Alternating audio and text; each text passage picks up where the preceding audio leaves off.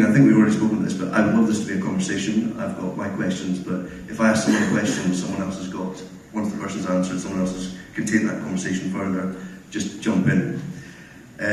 So to get us up and running, I think it's really important to look at where we are with integrity in the football world. And it's something that I definitely get the feeling, there's a lot of talk about integrity,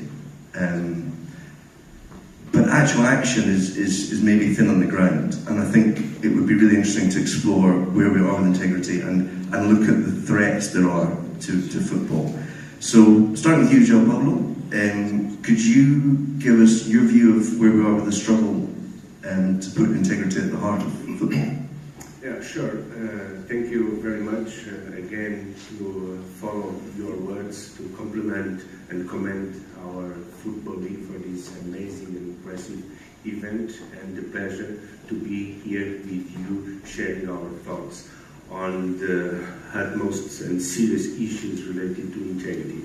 And going directly to your question, I must say to you that corruption, infiltration in sport is not a new issue.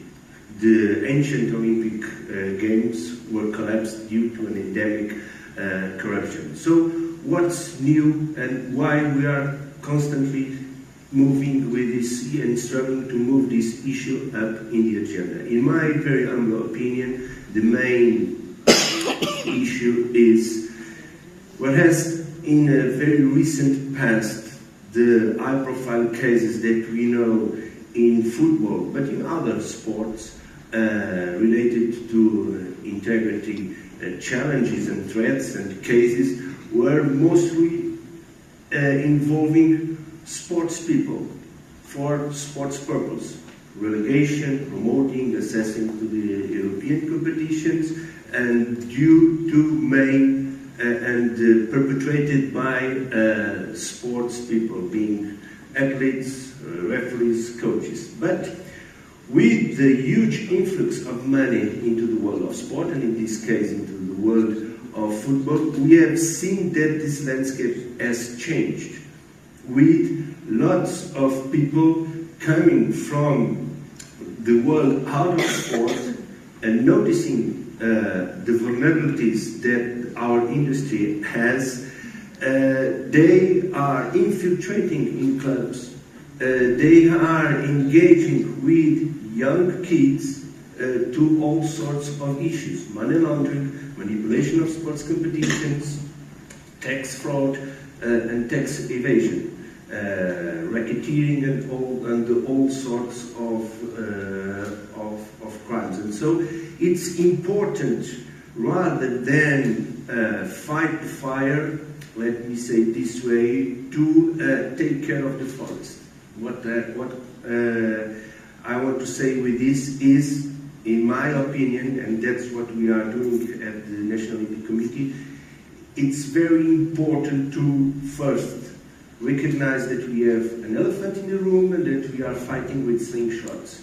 Second, to work in the prevention, education, and capacity building side. That's much more effective, in my humble opinion, than to regulate and sanction. Because when you sanction, you have already committed a crime, and you are in the hands of these criminal organizations, and it's very hard to you to get out of it, and your career usually is already undermined. And so, for my first remarks, this is my first idea that I want to share with you.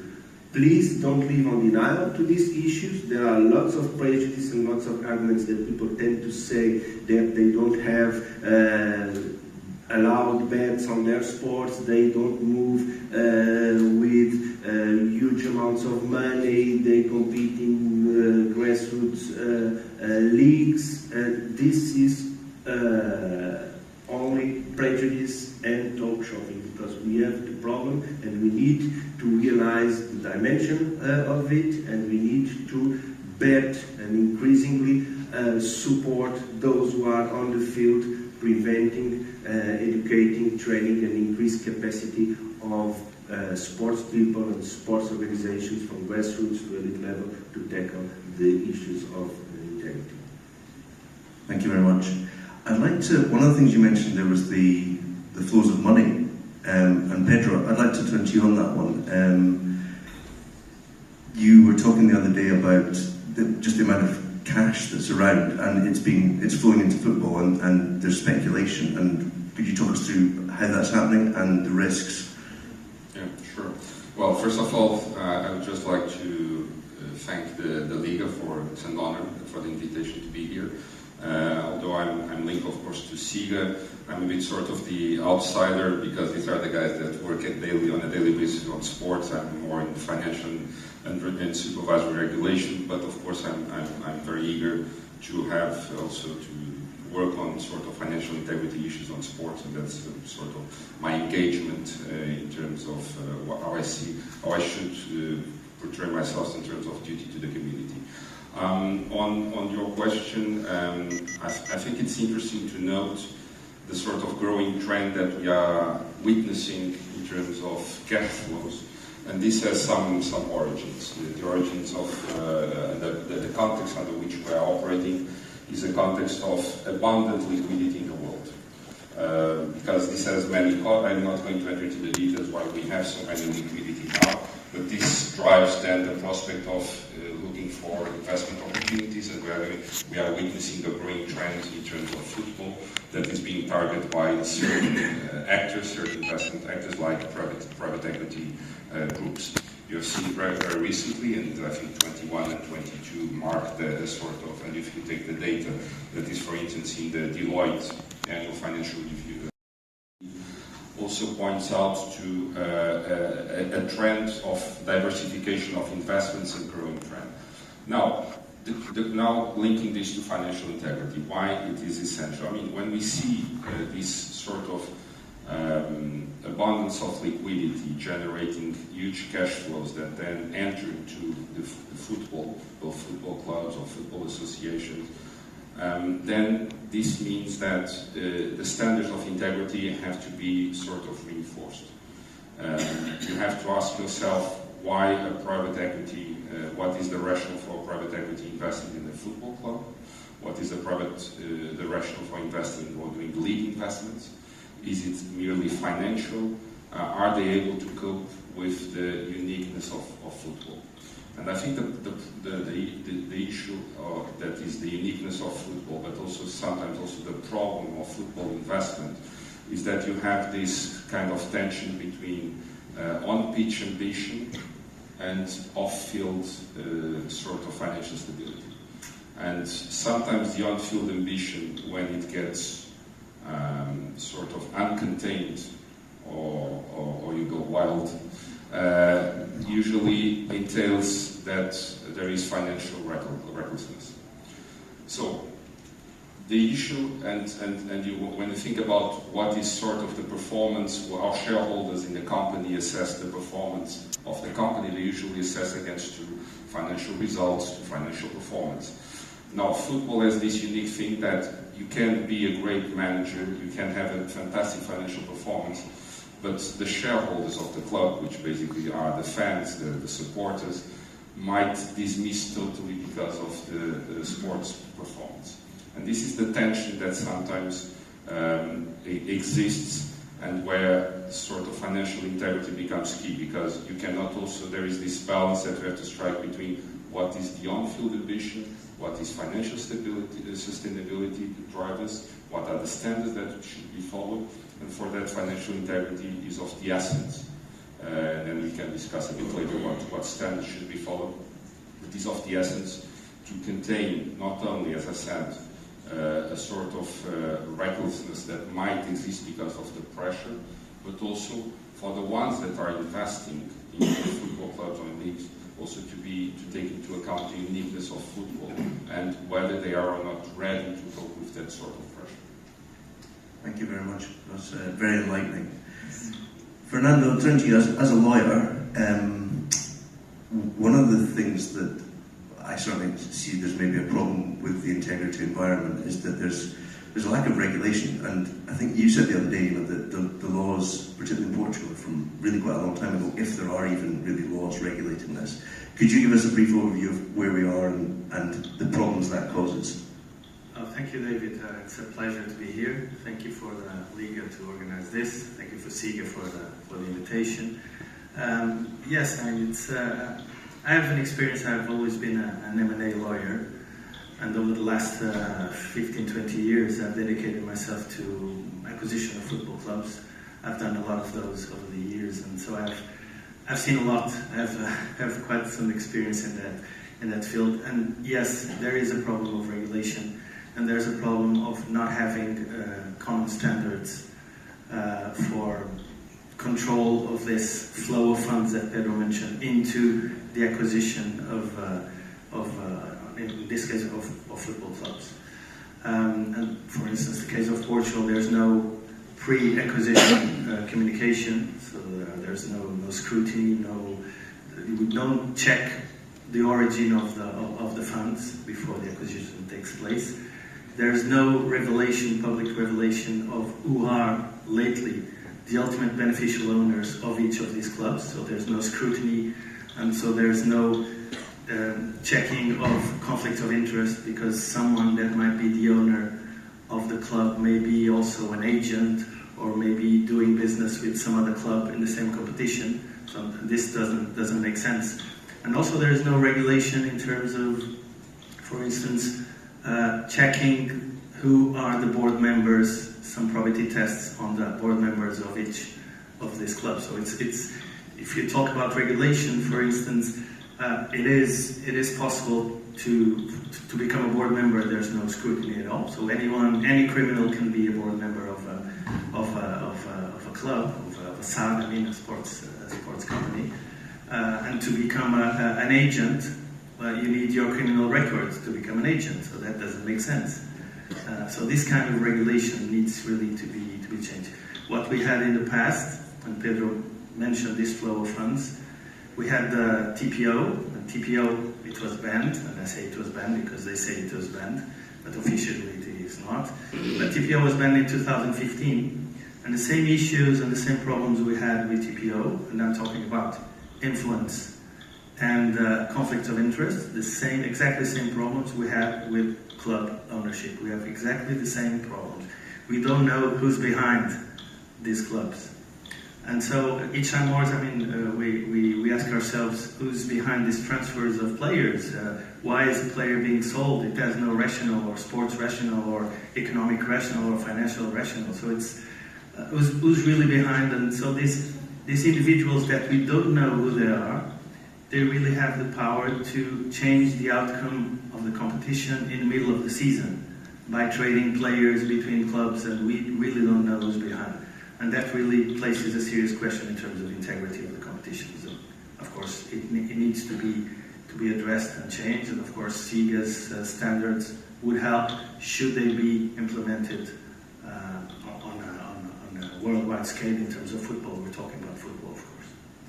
Thank you very much. And that leads me perfectly on, because we've looked at threats and a lack of integrity, and this panel, powered by SIGA, SIGA have developed standards, which, if implemented, bring transparency, democracy, and I'd like to get the view of everyone on the standards and their importance. Yeah, just to give you an example, for instance, there are leagues where you need some clearance from the local authority, whether the league or the federation or whatever. But others, like the Portuguese one, there's no. So it's really open to anyone that can buy a club. We had serious cases in the past already of clubs, like the example of Atletico from Lisboa is an example. Some Chinese company that had been involved before in match fixing, cases of match fixing, bought Atletico in front of everyone, and they used the club for 3 seasons. They were relegated 3 years in a row. And so in the end, they just disappeared from one day to the other. It does seem mad, doesn't it? Yeah. Yes. Yeah. If I may, on the issue of the standards, why it is important, in particular, what we are trying to attempt with the SIGA standard. So, In football, of course, I don't want to also to convey the idea that doesn't exist any sort of financial regulation, and I'm just focusing on financial regulation for the moment. I think the UEFA has been promoting first the fair play, but now they are revising and they are enlarging and expanding the scope of rules regarding some regulation, which have to do basically with issues that are critical also in terms of level playing field, like overdue payables, like stability or solvency of the clubs, the sort of, now they advance with a more sort of sophisticated financial formula ratio, which is the squad cost ratio.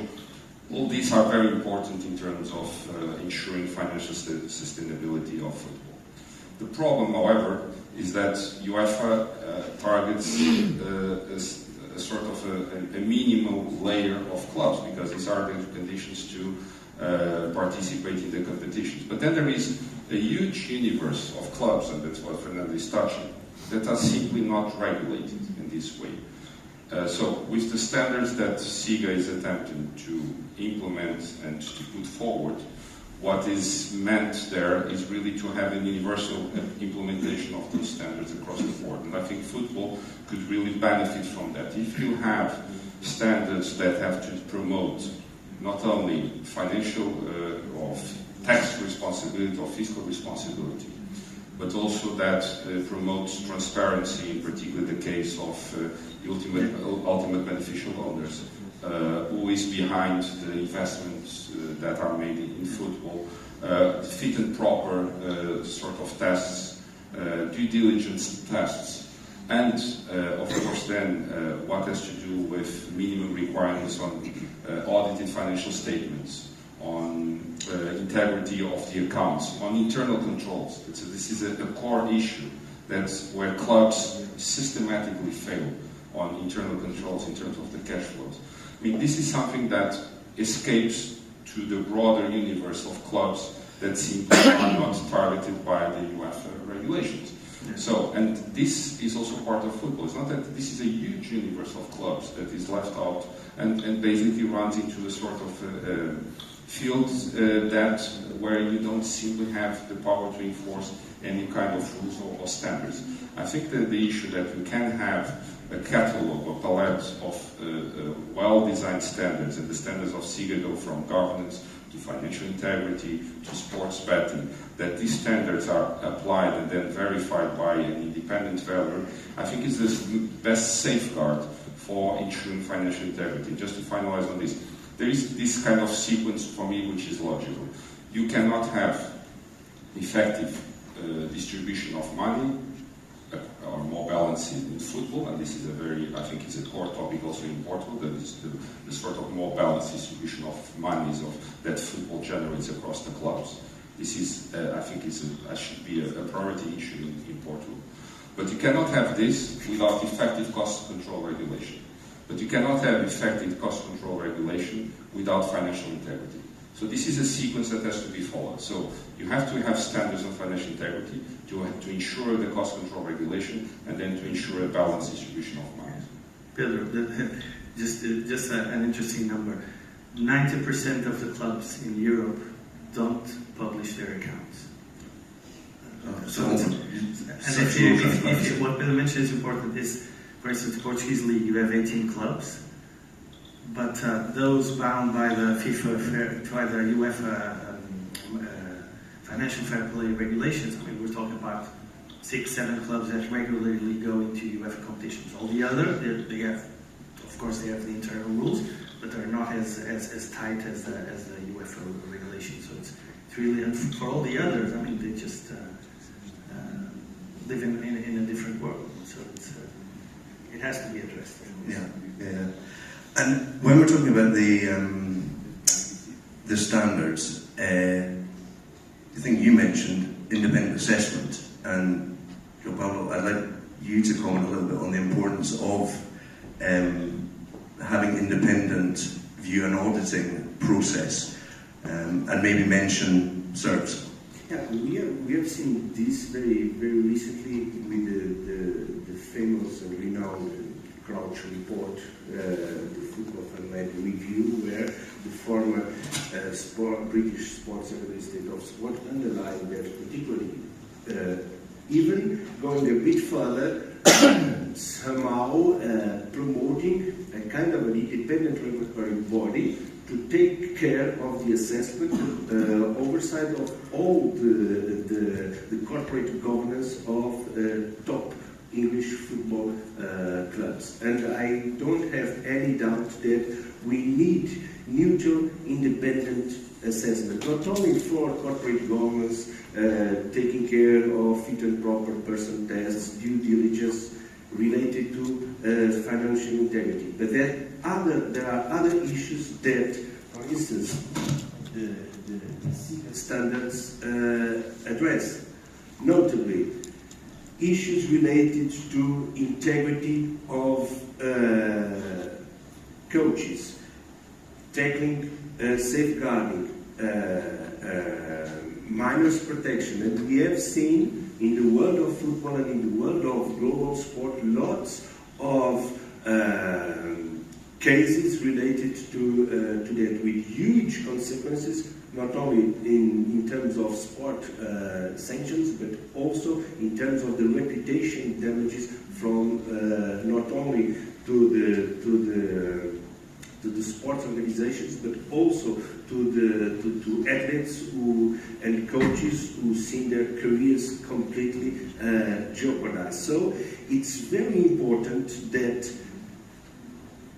sport organizations from grassroots to elite sport can be able to be assessed by a neutral and independent tool. But that's clearly not enough. You need consequences. You need to follow it up. First, the reality of Portuguese football is different from the Spanish, and the Spanish is different from the French one. You need to customize and to reach a bespoke, tailor-made assessment mechanisms, taking care of the reality of each single sport, of each single organization, and of each single country. And that's, in my opinion, one of the advantages of the SIGA universal standards. But you need to follow it up, and you need to follow it up is, after the assessment, it is important to set up and devise a roadmap to tackle the main priorities, the main flaws and the main challenges. And if you don't deliver, if you don't set in motion a problem to tackle this, you need to have consequences. And consequences are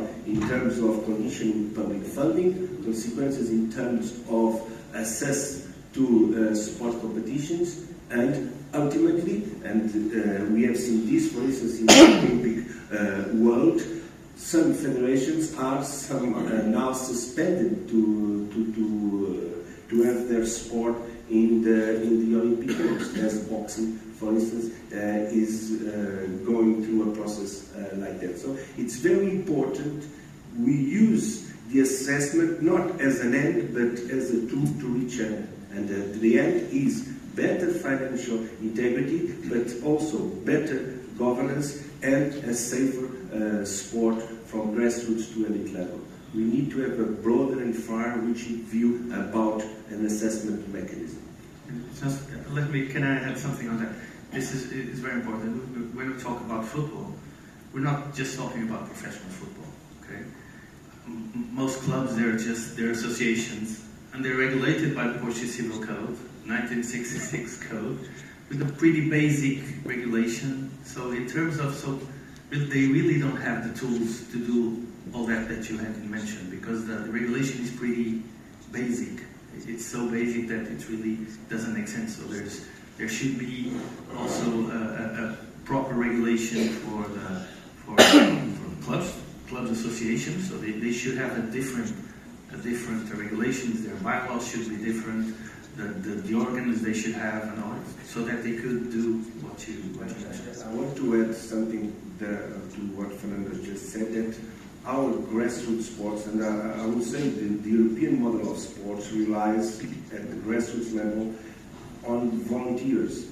And sometimes the volunteers, they don't have Usually they are retired people. They don't have the awareness and the expertise and the capacity, even in small organizations, to take care of these issues. So it is very important that the sport governing bodies of football, to netball, to volleyball, to increase the capacity of these people to better cope with this reality, because we are no longer living in the same sporting system where they came to 30 or 20 years ago. I used to say to some sport leaders that are coming to me with the excuse they have 30 years of experience. I say, I'm sorry, you have 1 year of experience repeated 30 times, because the reality is changing completely ahead of you, and are using the same tools to tackle the problems, and we are seeing they are not effective. So it's important to better invest a lot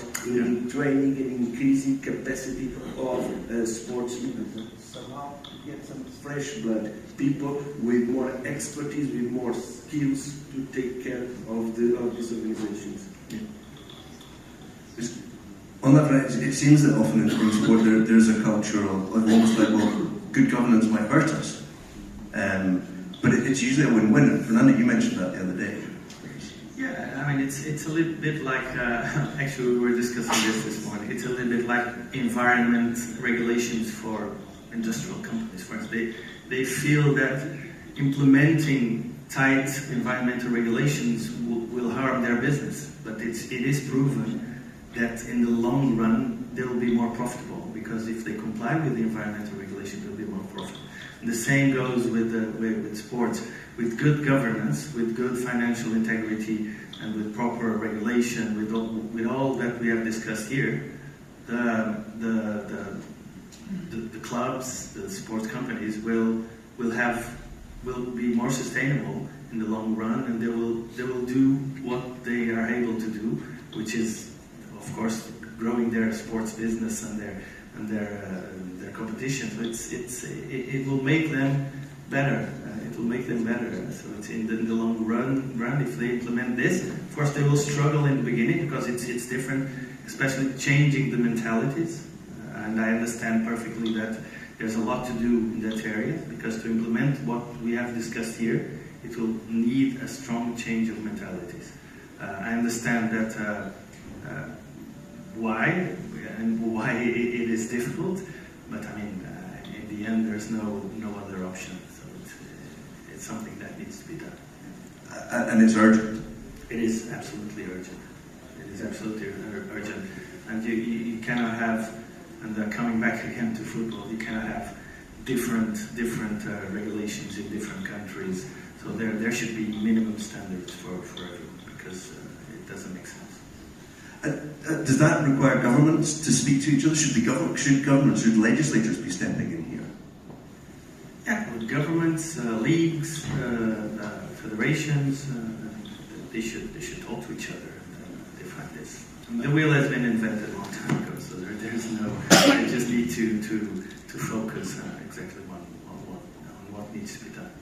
I think this is a matter, as the president of Diario once said, using a Shakespearean metaphor, is change or to be changed. Because if you don't develop your product, being football, being volleyball, being handball, whatever, according to higher standards of governance, of transparency, you will soon realize that you will lose the fan base, you will lose sponsors, you will lose corporate supporters, and so it is very important to anticipate this and to pave the way in order to usher an era of sports governance. And we have seen terrible challenges to the European model of sport, and the pyramidal model, due also to